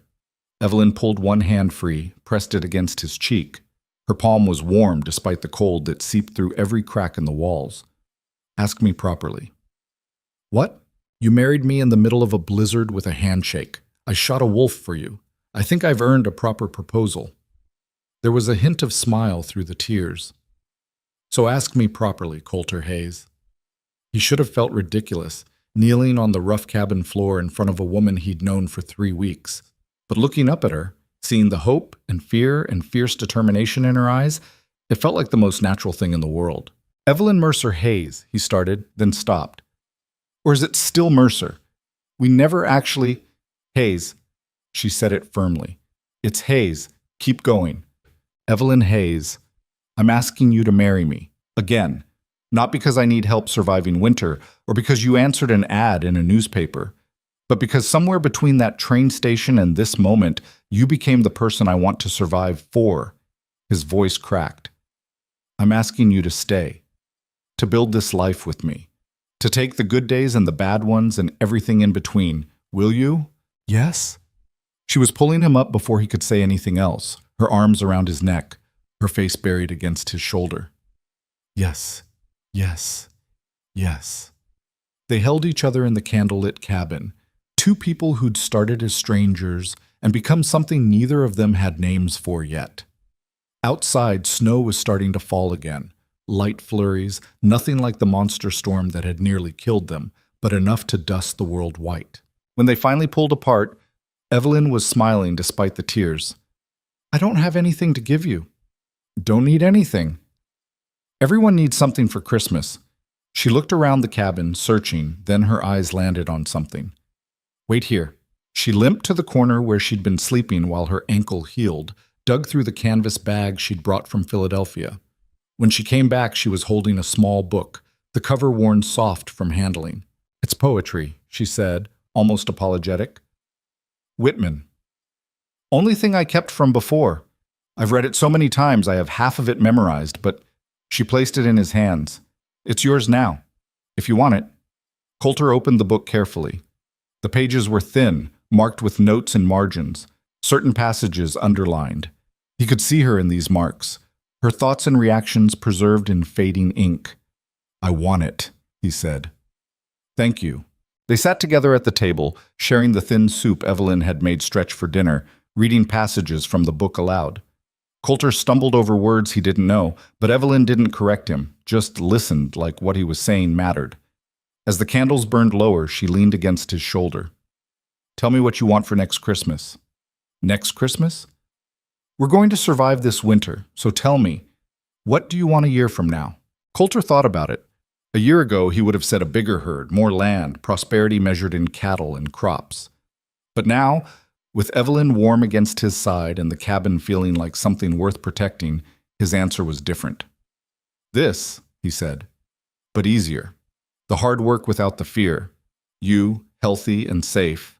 Maybe a garden growing. The livestock fat and happy. A roof that doesn't leak. He paused. Is that too simple? No. It's perfect. They stayed up later than they should have, feeding the fire, talking about nothing and everything. Evelyn told him about books she'd read, stories she remembered. Coulter told her about the valley in summer, painting pictures with words of things she hadn't seen yet but would. Somewhere past midnight, they finally went to bed. The mattress was back on the frame. Coulter had rebuilt it from salvaged wood after the roof crisis, and they lay facing each other in the darkness. "Merry Christmas," Evelyn whispered. "Merry Christmas." She kissed him, soft and tentative, like she was still learning the shape of it. Coulter kissed her back, one hand cupping her face, thumb brushing away tears he felt but couldn't see. When they broke apart, she curled against his chest, her breathing evening out toward sleep. Coulter held her, feeling the steady beat of her heart, and let himself believe in the future they'd promised each other. Morning came cold and clear. Coulter woke to find Evelyn already up, dressed in her warmest clothes, testing weight on her ankle. "What are you doing?" he asked. "Getting ready." She took a few careful steps, wobbling but staying upright. "We're going to town." "Evelyn, your ankle is good enough. And before you argue, think about when we'll get another clear day. The snow's light, the wind's down, and I'm tired of being trapped in this cabin." She looked at him, chin raised in challenge. "We're going to town, finding whoever can make our marriage legal on paper and doing this right. Agreed?" Coulter wanted to argue, wanted to point out all the risks. Another storm, her ankle giving out, the long ride there and back. But he also understood what she was really asking for. She wanted this settled, wanted the papers signed and the promises made official so there was no question, no doubt. "Agreed," he said. "But we take it slow. Any sign your ankle's failing, we turn back." "Deal." They prepared carefully, bundling in layers, packing supplies in case they got caught out. Coulter saddled Ash, helped Evelyn mount, then climbed up behind her.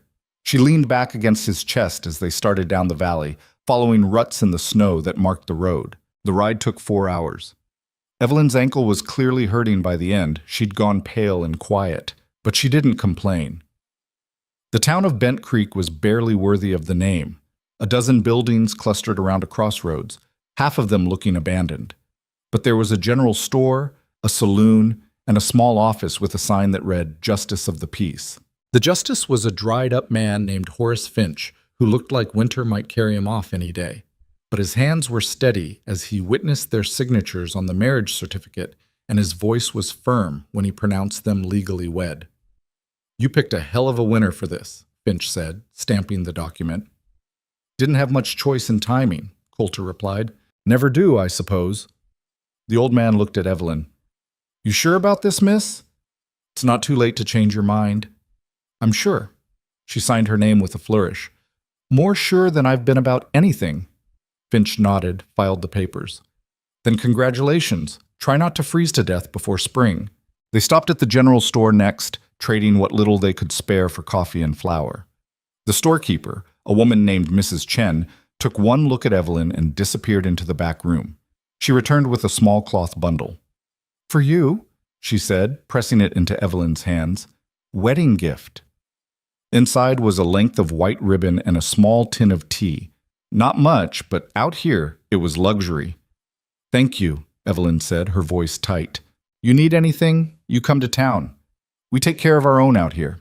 Mrs. Chen's eyes were kind. Winter's hard enough without being alone.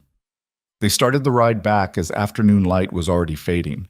Coulter could feel Evelyn flagging, her body heavy against his, but she stayed conscious, stayed aware. Halfway home, she spoke. "Stop for a minute. You all right?" "I'm fine. Just stop." Coulter reined Ash to a halt. Evelyn slid down carefully, limped a few steps away, and stood looking at the valley spread below them. The ranch was visible in the distance, small and fragile against the vast white landscape. "What are you doing?" Coulter asked. "Looking at our home." She turned to him, and in the fading light, her face was radiant. "I wanted to see it like this, from a distance, so I'd remember what we're fighting for." Coulter dismounted, went to stand beside her. From here, the cabin looked tiny, almost insignificant. But smoke was rising from the chimney. He'd banked the fire before they left, and the barn was still standing, and the valley stretched around it with a wild beauty that never failed to stun him. "It's not much," he said. "It's everything." Evelyn took his hand. "It's ours. That makes it everything." They made it back as full dark was settling. Coulter got Evelyn inside first, then tended to Ash, moving fast in the bitter cold. When he returned to the cabin, she'd built up the fire and was heating water for the tea Mrs. Chen had given them. "Successful day?" Coulter asked, shedding his frozen coat. "Very." She poured tea into 2 tin cups, handed him one. "We're legally married, we have supplies, and we're still alive. I'd call that successful." They sat together by the fire, sipping tea that tasted like luxury after weeks of nothing but coffee and melted snow. Outside, the temperature was dropping, but inside the cabin was warm, almost comfortable. "Evelyn?" Coulter said after a while. "Yeah?" "I meant what I said, about this being yours, about us building it together." "I know." She set down her tea, moved to sit beside him on the floor in front of the fire. "I meant what I said, too. I'm not going anywhere." He kissed her then, properly, without the urgency of survival or the fear of loss. Just 2 people who'd chosen each other, repeatedly, through every hardship winter could throw at them. When they finally went to bed, Evelyn curled tight against him, her injured ankle carefully positioned, her breathing steady and sure. "Next Christmas," she murmured, already half asleep, "remind me how we spent this one." "Signing papers and drinking tea," Coulter said. "Perfect." A pause. "I love you." The words hung in the darkness. Coulter had heard them before, from Sarah, the woman who'd left. But these words felt different, earned through shared survival, through honesty, through all the ways they'd proven themselves to each other. "I love you too," he said, and meant it more than he'd ever meant anything. Evelyn made a sound that might have been a laugh or might have been a sob. "We're idiots, falling in love in the middle of winter with everything falling apart." "Probably." He held her closer. "But we're alive, and we're together, and tomorrow we'll still be both those things." "Promise?" "Promise." She fell asleep in his arms, safe and warm despite the cold pressing against the cabin walls. Coulter stayed awake longer, listening to her breathe, feeling the steady rhythm of her heart against his chest. Outside, wolves howled somewhere in the distant mountains. But they were far away now, hunting other prey, leaving the ranch alone. The snow fell softly, adding to drifts that would melt eventually when spring finally came. And in the morning, Coulter woke to find Evelyn already up, limping around the cabin on her healing ankle, humming something under her breath that might have been a song, or might have been just contentment given voice. "Coffee?" she asked when she saw he was awake. "Please." She brought him a cup, sat on the edge of the bed. "What's the plan today?" "Check the animals, repair the barn roof if the weather holds, chop more firewood." He sipped the coffee, bitter and perfect. "The usual." "Sounds good." She kissed his forehead, casual and familiar, like they'd been doing this for years instead of weeks. "I'll handle the cabin, get some real cleaning done." "Your ankle is fine, stop worrying." But Coulter would worry, would probably never stop worrying, not with winter still ahead and 1,000 things that could go wrong. But looking at Evelyn, seeing the determination in her eyes and the strength in her shoulders, he also felt something else. Hope. Real hope. Not the desperate kind that came from having no other choice. The kind that believed tomorrow would come and they'd be there to meet it. Together. The way they'd promised. The way they'd earned. The worst part about January was how it made December look gentle. Coulter had thought they'd seen the worst winter could offer. He was wrong. The cold in January went beyond discomfort into something that felt personal, malicious. It crept through every crack in the cabin walls, turned breath to ice before it left your lungs, made your bones ache just from existing. They woke one morning to find the water bucket frozen solid despite being kept inside near the fire. The windows had frost so thick on the inside you couldn't see through them. When Coulter tried to open the door, it wouldn't budge, frozen shut. "We're trapped," Evelyn said, her voice matter-of-fact despite the fear flickering in her eyes. "Not trapped, just stuck." Coulter grabbed the kettle, heated water on the stove, poured it along the doorframe. It took 3 kettles before the ice gave way enough to force the door open. Outside was a world that had given up pretending to be survivable. The cold hit like a physical blow. Coulter took one breath and felt his lungs seize. He slammed the door shut. "The animals," Evelyn said. "I know. If it's this cold in here, whoop." "I know." He was already pulling on every layer he owned, wrapping scarves around his face until only his eyes showed. "Stay inside. Keep the fire going. If I'm not back in an hour, don't come looking." "Coulter, promise me." She grabbed his arm, held tight. "1 hour, then I'm coming, whether you like it or not." He kissed her through the scarf, quick and clumsy, then stepped back into the cold. The trip to the barn was the longest 50 yards of his life. The rope was there, but frozen stiff as iron, impossible to grip even through gloves.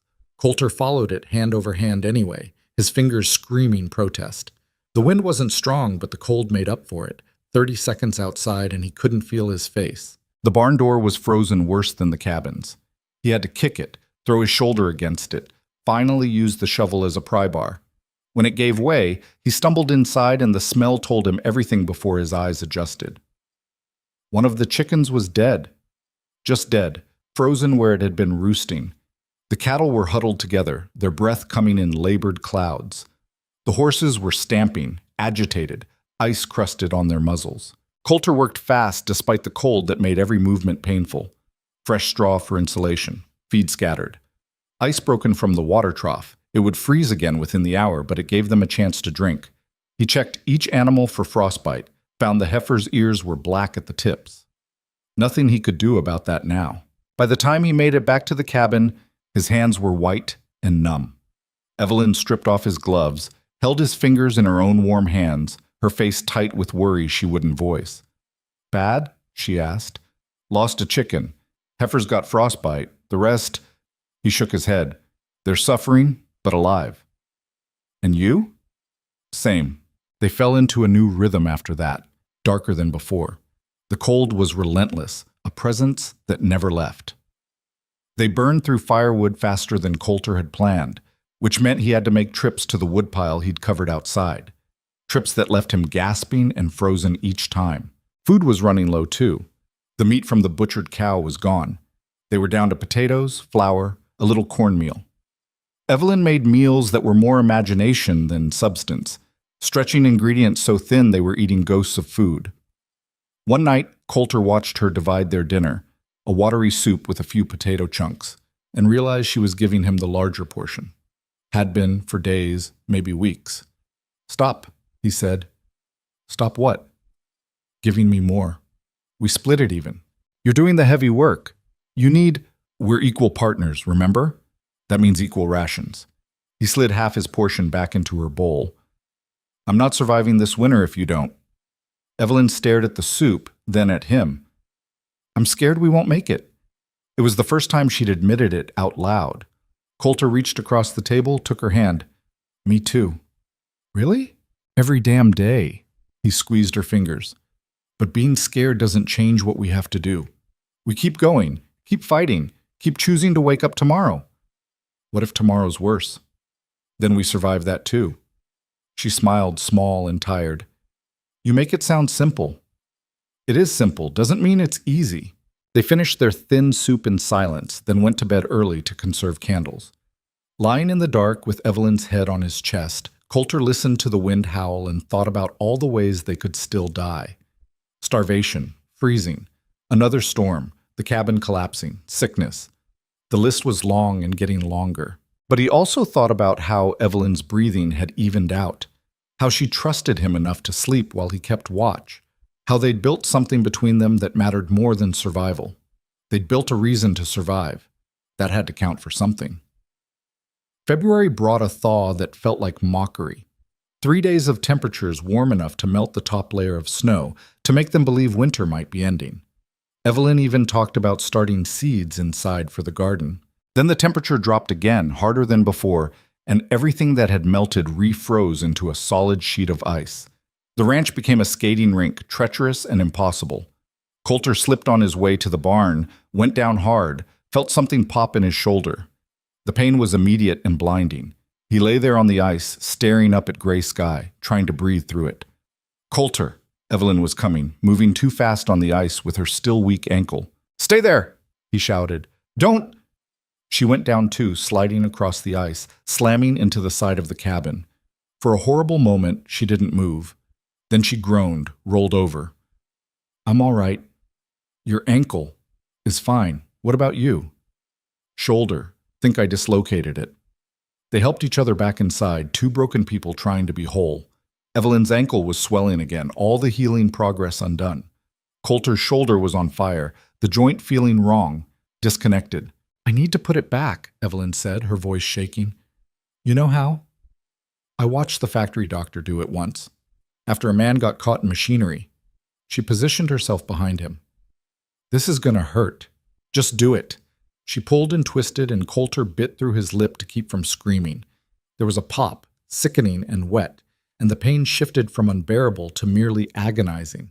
"It's in," Evelyn said. She was crying. "I'm sorry. I'm so sorry." "You did good." Coulter's vision was swimming. "You did what needed doing." They spent 2 days mostly immobile, healing. Evelyn could barely walk. Coulter couldn't lift his arm. The animals went unchecked because neither of them could make it to the barn without risking another fall on the ice. On the 3rd day, the ice melted enough to navigate. Coulter made the trip to find another chicken dead and the heifer down again. He got her up, barely, then stumbled back to report the news. "We're losing this fight," he said. Evelyn was grinding their last coffee beans, rationing even that now. "We haven't lost yet. We're close." "Close isn't the same as done." She poured the precious coffee, handed him a cup. "We still have food for another few weeks if we're careful. The worst of winter has to be behind us. We just need to hold on." What if holding on isn't enough? She sat across from him, and her eyes were fierce despite the exhaustion in her face, the way her hands shook slightly from hunger and cold. "Then we go down fighting, but we don't give up. We don't quit on each other. That's the promise we made." Coulter wanted to believe her, wanted to find that same fierce hope she carried. But he was so tired. Tired of being cold, tired of being hungry, tired of watching everything they'd fought for slip away piece by piece. "I don't know if I'm strong enough," he admitted. "You are." She took his hand, the one on his good arm. "And when you're not, I'll be strong for both of us. That's what we do. We take turns carrying each other." Looking at her, this woman who'd shown up 3 months ago knowing nothing about survival and had become the toughest person he'd ever met, Coulter felt something shift in his chest. Not hope exactly, more like determination, stubbornness. They'd made it this far. They could make it further. March arrived with the first real signs that winter might actually end someday. The days grew longer. The sun felt warmer, though the nights were still bitter. Snow started melting in earnest, revealing dead grass and frozen earth and the bones of the ranch they'd been fighting to save. The heifer died on March 3rd. Coulter found her in the morning, finally given up. He stood there looking at her corpse, feeling numb. They were down to 2 cattle and 2 horses now, barely enough to call a ranch. But when he told Evelyn, she just nodded. "We'll rebuild. When spring comes, we'll find a way." "With what money?" "We'll figure it out." She was cooking something that might charitably be called breakfast, flour and water fried into hard cakes. "People do it all the time. Start from nothing and build something." "We're not starting from nothing. We're starting from less than nothing. We're starting from each other." She slid the cakes onto plates, sat down across from him. "That's more than nothing." Coulter ate the tasteless food and tried to find her certainty in himself. They were alive. They'd survived the worst winter either of them had ever seen. That had to mean something. That night, lying in bed, Evelyn said, "Tell me about the garden again." "The garden? What we're going to plant, what it'll look like." She curled against him, seeking warmth. "I need to think about something growing instead of dying." So he told her. Made up details, painting a picture of neat rows of vegetables, herbs growing wild, maybe even flowers if they could spare the space. He described tomatoes fat and red in the summer heat, corn tall enough to hide in, beans climbing up stakes he'd build. "Strawberries," Evelyn murmured, half asleep. "You promised strawberries." "Yeah, we'll have strawberries. And I want chickens that actually survive. Happy chickens." "Happy chickens," he agreed, smiling despite everything. "Anything else?" "You. I want you there, healthy and whole. not broken and frozen. I want that too. She fell asleep in his arms, and Coulter stayed awake listening to the wind. It sounded different now, less violent, almost gentle. Spring was coming. They just had to survive long enough to meet it. The breakthrough came in mid-March, unexpected and strange. Coulter was outside checking the fence line when he heard hoofbeats. He looked up to see a rider approaching, the first human they'd seen since their trip to town in December. It was Horace Finch, the justice of the peace, looking even more dried up than before, but alive. "Thought I'd check on you two," Finch said, dismounting stiffly. "See if you made it through." "Barely," Coulter said honestly. "Heard it was a hard winter, lost a lot of folks." Finch looked around the ranch, taking in the damaged barn, the sparse livestock, the general air of barely controlled disaster. "But you're still here." "We're still here." Evelyn came out of the cabin, moving better on her ankle now, though she still favored it. "Mr. Finch, this is a surprise." "Mrs. Hayes." Finch tipped his hat. "I brought something for you. Well, someone wanted me to bring it." He pulled an envelope from his coat. "Mrs. Chen from the store. She put together a collection from folks in town, for new settlers who made it through their first winter." Inside the envelope was money. Not a fortune, but enough to buy seed, a few chickens, maybe another cow. Coulter stared at it. "We can't accept this." "Why not?" "Because we didn't earn it." "You survived." Finch's voice was firm. "Out here, that's earning it. Besides, it's not charity. It's neighbors helping neighbors. You'll do the same for someone else someday." Evelyn took the envelope, her hands shaking. "Thank you. Tell Mrs. Chen, tell everyone. Thank you." After Finch left, they sat at the table and counted the money 3 times, making sure it was real. $40. Enough to rebuild. Enough to hope. "We can get chickens," Evelyn said, her voice full of something Coulter hadn't heard in months. Excitement. "And seed. Real seed for a real garden. And a cow. Maybe 2 if we find them cheap. We could fix the barn roof properly. And the cabin leaks." They were talking over each other now, planning, dreaming, believing for the first time that they might actually have a future beyond just survival. That night they made love for the first time since before Christmas. Gentle and careful, both of them still healing from winter's damage, but real. Afterward, lying tangled together with Evelyn's head on his shoulder, Coulter felt something break inside him. Not in a bad way. More like a dam releasing pressure he'd been holding back for months. He started crying. "Coulter?" Evelyn sat up, concerned. "What's wrong?" "Nothing. Everything." He couldn't stop the tears. "I thought we were going to die. I really thought this winter would kill us, and I'd lost you before I even really had you. But we didn't die."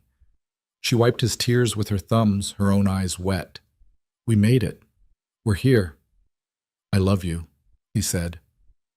"I know I said it before, but I don't think I understood what it meant. I understand now. It means I'd do this whole winter over again if it ended with you beside me." "You're an idiot," she said, but she was smiling. "A sweet idiot, but still an idiot." "Yeah, probably." She kissed him, salt from tears mixing between their lips. "I love you too, and I'd do it over again too. All the cold and fear and pain, because it brought me here. To you. To us." They fell asleep holding each other, and for the first time in months, Coulter didn't wake up afraid. April brought actual warmth. The snow melted rapidly, revealing the valley beneath. Dead grass, yes, but also the first tiny shoots of green. Life coming back. They made the trip to town together, Evelyn riding easier now, her ankle finally healed. With the money from the collection, they bought 6 chickens, seed for the garden, and a young cow that was pregnant. The rancher selling her gave them a good price and advice on calving. "You two look like hell," he said bluntly. "Feel like it too," Coulter admitted. "But you made it. That's what matters." The rancher loaded the cow into their borrowed wagon. First winter's always the hardest. Second one's easier because you know what's coming. Third one, you might even enjoy parts of it. On the ride back, Evelyn said, "Do you think he's right? That it gets easier?" "I don't know. Maybe." Coulter glanced at her. "Does it matter?" "I guess not. We'll do it either way." "Yeah, we will." They spent late April and all of May working. Really working. Not just surviving. Coulter repaired the barn roof properly, replaced the chicken coop, fix the fence line. Evelyn planted the garden, rows of seeds that would become food, become hope, become proof they'd made it. The two surviving cattle from winter recovered their weight. The pregnant cow they'd bought, who Evelyn named Bess, settled in like she'd always been there. The new chickens laid eggs, which felt like pure luxury after months of nothing. One morning in early June, Coulter woke to find Evelyn already outside. He found her standing in the garden, looking at the first shoots breaking through the soil. "It's growing," she said, wonder in her voice. "Yeah, it is. We did that. We planted something and it's growing." Coulter put his arms around her from behind, rested his chin on her shoulder. "We did." They stood there watching green things push toward the sun, and it felt like more than just a garden. Felt like proof. They'd survived the worst and come out the other side. They'd built something that would outlast winter. "Coulter?" Evelyn leaned back against him. "Do you remember what you said? About wanting this but easier?" "Yeah, I think we're getting there." She was right. It wasn't easy. Ranching never would be. But it was easier than dying. Easier than fighting just to wake up one more day. This was living, actual living, and it felt like victory. Summer arrived in full force by July. The valley transformed into the paradise Coulter had described months ago during the darkest nights of winter. Grass grew thick and green. Wildflowers covered the hillsides. The creek ran clear and cold, and Coulter taught Evelyn to fish. They worked from dawn until dusk, but it was good work, productive work. The garden flourished under Evelyn's care. She had a gift for it, somehow knowing what each plant needed. By August, they were eating fresh vegetables, and the taste after months of preserved food was almost overwhelming. Bess gave birth to a healthy calf in late July. Evelyn stayed up all night with her, helping when the delivery got complicated, and when it was done and the calf was standing on wobbly legs, she came back to the cabin with tears on her face.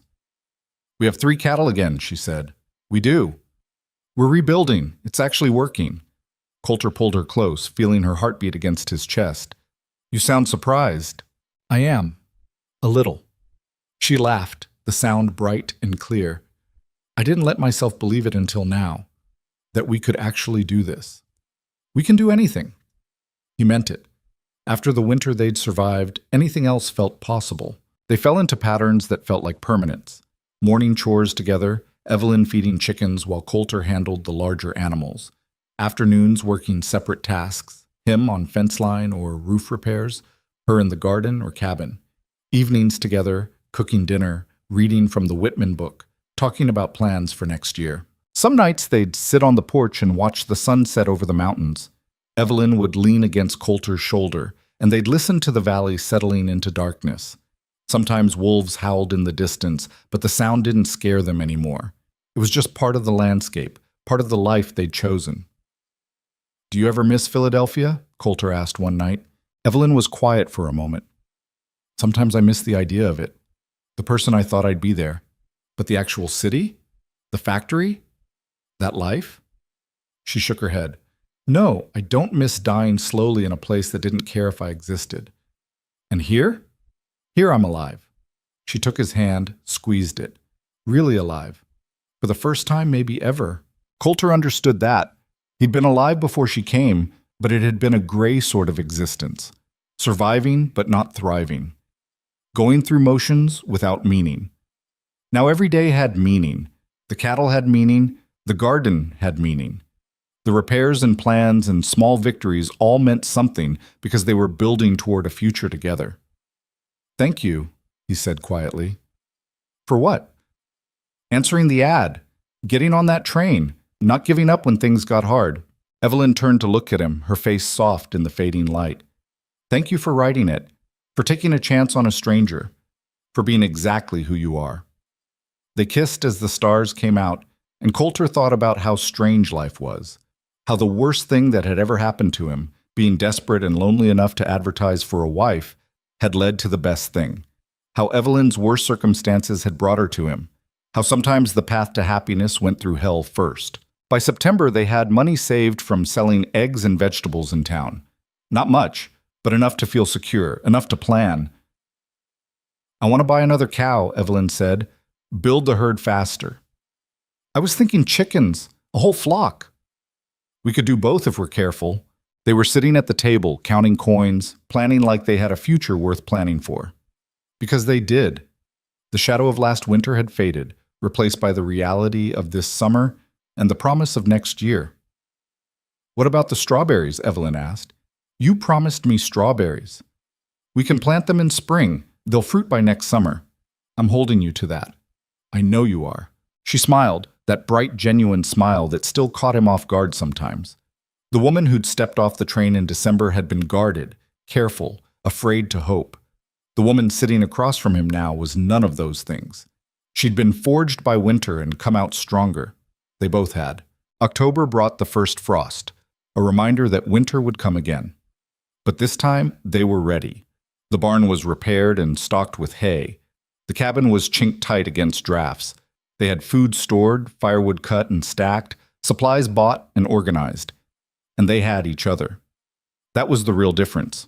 Last year, Coulter had faced winter alone, desperate, advertising for help. This year, he had a partner who knew what was coming and was ready to face it. The first snow fell in early November, light and almost pretty. Evelyn stood on the porch watching it, and Coulter came to stand beside her. "Here we go again," she said. "Yeah, but different this time." "How so?" "We know what we're doing now. We know we can survive it." He put his arm around her shoulders. "And we know it ends. That's the important part. Winter always ends." Evelyn leaned into him. "Think we'll make it through easier this time?" "I think we'll make it through together. That's all that matters." The snow fell softly, covering the valley in white. But this time, it didn't look like death. It looked like a season. Difficult, yes. Dangerous, yes. But survivable. They'd proven that already. As December approached, Coulter found himself thinking about the man he'd been a year ago. Desperate and alone, writing an ad in the back of a newspaper, hoping some stranger would answer and save him from his loneliness. He'd gotten his answer, just not in the way he'd expected. Evelyn hadn't saved him from loneliness. She'd saved him from himself, from the belief that survival was enough, that getting through each day was the same as living. She'd shown him that fighting together was better than enduring alone, that choosing someone every day was worth more than any easy comfort. They'd survived winter. But more than that, they'd built something that winter couldn't destroy, a partnership, a home, a life. On Christmas Eve, exactly 1 year after they'd married in the cabin during the blizzard, they stood together on the ridge overlooking the ranch. Snow covered everything, but smoke rose from the cabin chimney. The barn was solid. The livestock were fat and healthy. The garden plot waited under snow for spring planting. "Hard to believe it's been a year," Evelyn said. "Feels like longer." "In a good way or bad way?" Coulter thought about it. "Both. The winter felt like forever, but also like we've known each other much longer than a year. We've lived more than most people live in 10 years. She took his hand. That tends to speed things up. "Any regrets?" "None." She said it firmly, no hesitation. "You?" "Not a single one." They walked back to the cabin together, footsteps crunching in fresh snow. Inside was warmth and food and all the small comforts they'd fought so hard to keep. But more than that, it was home. Real home. The kind built not from wood and nails, but from shared survival, from promises kept in the darkest moments, from two people choosing each other repeatedly until the choosing became permanent. That night, lying in bed with Evelyn asleep beside him, Coulter listened to the wind outside. It was picking up, another storm coming. But this time he wasn't afraid. They'd survived the worst winter could offer. They'd survived wolves and starvation and cold that should have killed them. They'd survived each other's fears and doubts and the terrible intimacy of learning someone while fighting just to stay alive. And they'd come out the other side with something that couldn't be broken by weather or hardship or time. They'd come out with love. Real love. The earned kind that knew exactly what it was choosing and chose it anyway. Spring would come again, summer would return, and they'd be there to meet it, together, building on what they'd survived. That was the promise they'd made, not in words spoken by a justice of the peace or written on legal documents, but in the way they split food when there wasn't enough, in how they took turns being strong when the other faltered. In every moment they chose to keep fighting for a future that wasn't guaranteed. Those were the promises that mattered, the ones written in action, proven in survival, sealed in the quiet moments between disasters when they looked at each other and decided that, yes, this was worth it, all of it. Outside, the storm grew louder. Snow began to fall. But inside the cabin, Coulter Hayes and his wife were warm and safe and together. And that was enough. More than enough. It was everything.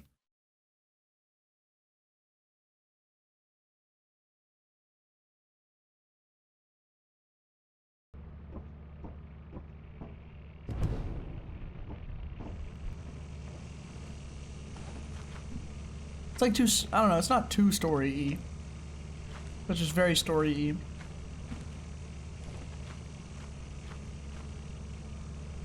It's also the same game over and over again. Their nachos are burnt. I wonder if everyone's alive. Oh, everyone's alive. They're running from the robot. Wait, is Zerty dead? Oh, Zerty's dead as fuck. They're like juking the robot.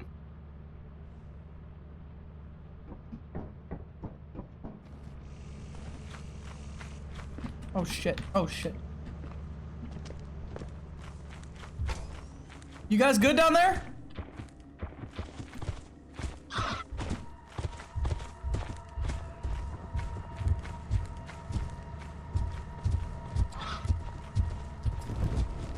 The French fuck is that?